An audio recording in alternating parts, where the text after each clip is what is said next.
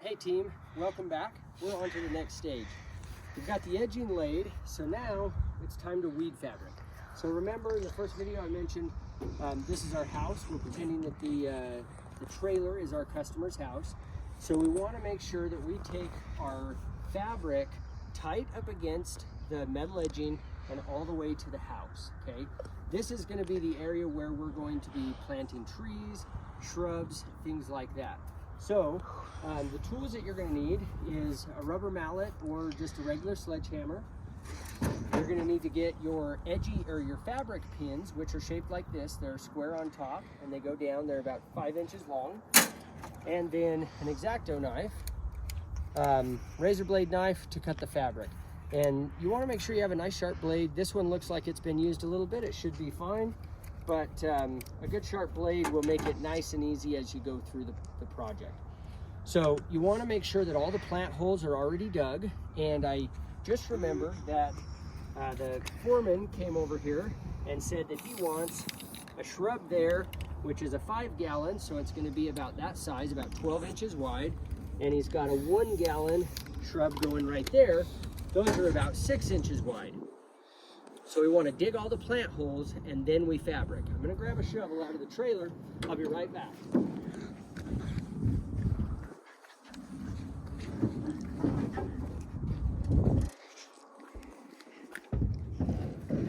All right, guys. So we keep buckets in the trailer and at all job sites, so you know exactly what size plant is going to go where.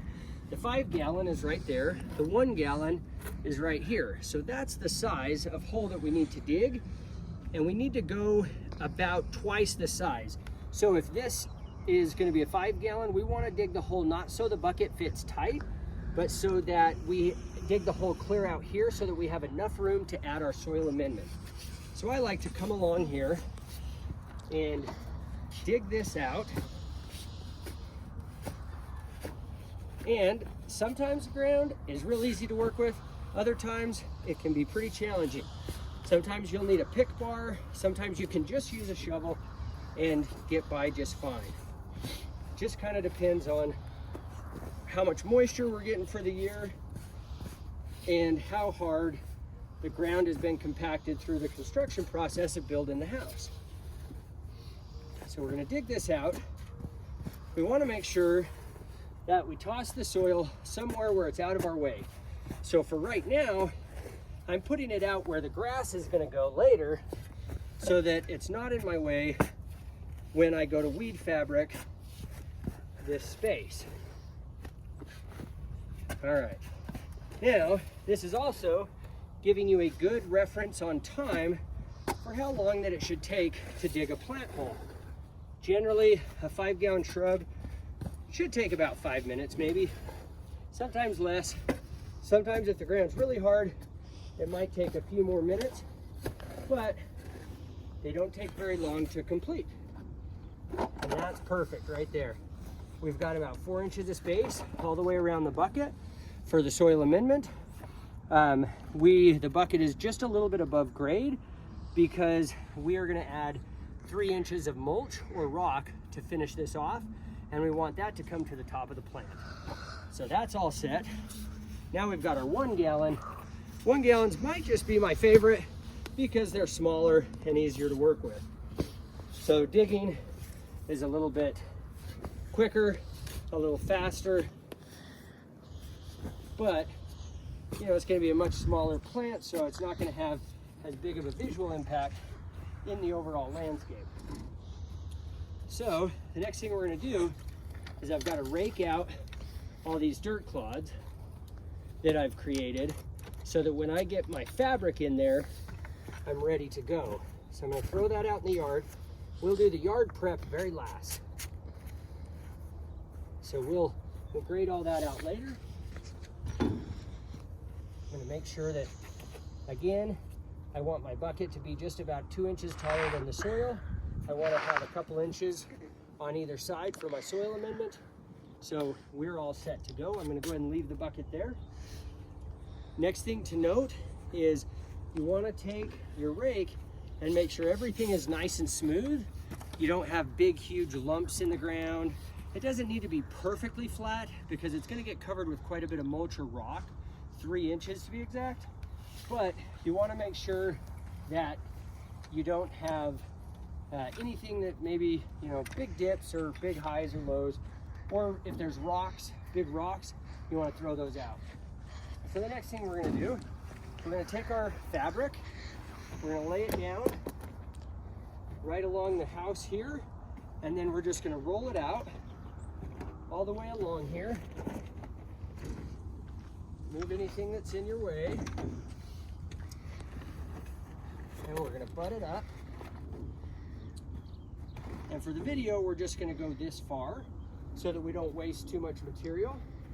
So we're going to go ahead and pull this back so that if this house came all the way down, or the trailer came all the way down to the ground like the house, we want to make sure there's no gaps. We want it to be tight to the house, and we want it to go all the way to the edging. So the way to do this quickly is roll it out like that, and then start in one corner, stab it in the ground, then go right up and next to the edging, stab it in the ground, and then you want to go about 5 or 6 feet.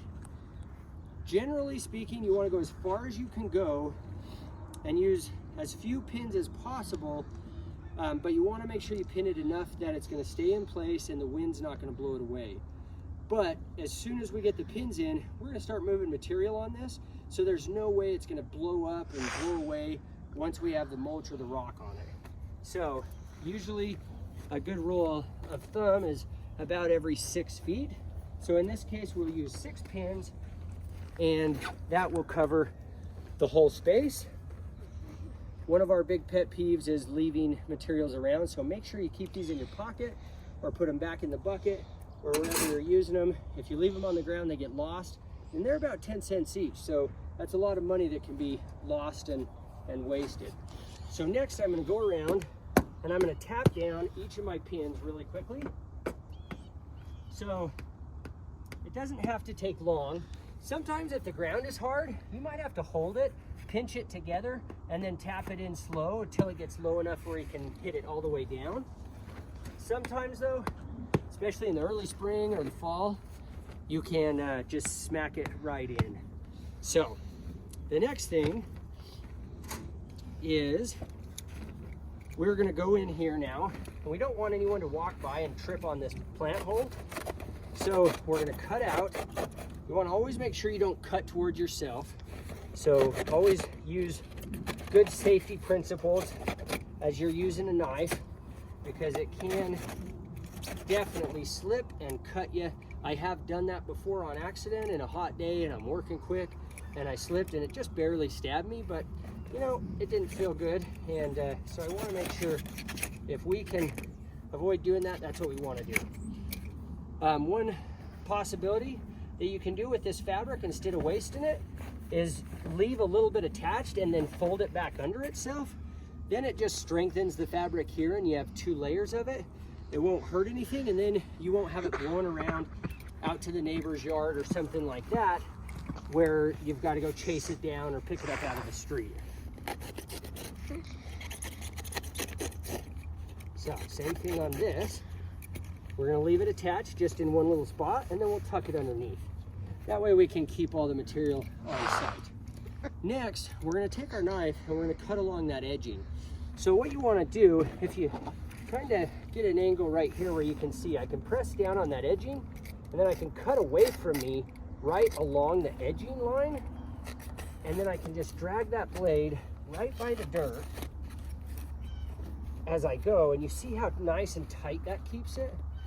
So that's the most important part, is that we keep our fabric tight to the edging, whether it's rock or metal edging, or if it's up against the house. We want to make sure that we don't have a big gap, because anywhere you have a gap, weeds are going to come up through there, and the homeowner is not going to be too impressed a year or 2 down the road.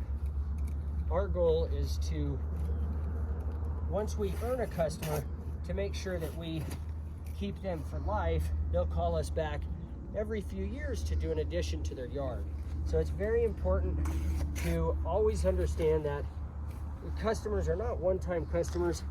And the job we're gonna do for them is going to be a job that's gonna last them a lifetime.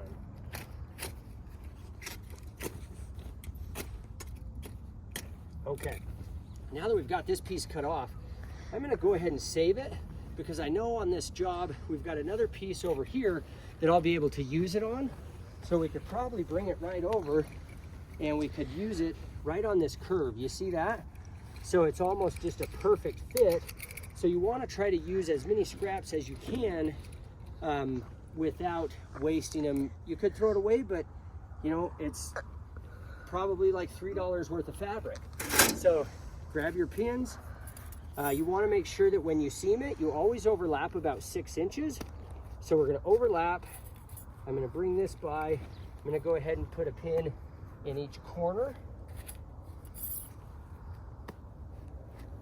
And one right there. And then this extra little fabric piece right here, I'm gonna go ahead and trim that off. Again, be real careful not to cut towards yourself. I'm gonna roll this up now so that the wind doesn't blow it away. Because like I said, I'd rather spend my energy working on the landscape than chasing it down the street. So we're gonna set that in the bucket. And now I'm gonna ask my helper here, Ella, if she can help me pound down those stakes. And you can see there's a couple different ways people might wanna do it. Go ahead, Ella, let's see how that looks. All right, how was it? Very hard?